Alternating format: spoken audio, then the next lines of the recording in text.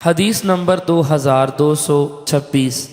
حضرت عائشہ رضی اللہ عنہا سے مروی ہے، فرماتی ہیں رسول اکرم صلی اللہ علیہ وسلم نے فرمایا ہر انسان 360 جوڑوں کے ساتھ پیدا کیا گیا،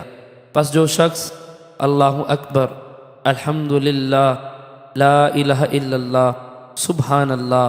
اور استغفر اللہ پڑھے، راستے سے پتھر یا کانٹا یا ہڈی ہٹائے، نیکی کا حکم دے اور برائی سے روکے، تو یہ 360 جوڑوں کے برابر شکر ہے، اور اس دن اس حال میں چل رہا ہوگا کہ جہنم سے آزاد ہوگا۔ حدیث نمبر 2227 ایک اور سند سے بھی اس کی مثل مروی ہے، البتہ اس میں یوں ہے کہ یاد وہ نیکی کا حکم دے، اور فرمایا وہ اس دن شام کرے گا اس حال میں کہ جہنم سے آزاد ہوگا۔ حدیث نمبر 2228 حضرت عائشہ رضی اللہ عنہا فرماتی ہیں رسول اکرم صلی اللہ علیہ وسلم نے فرمایا ہر انسان پیدا کیا گیا اس کے بعد پہلے کی طرح ہے۔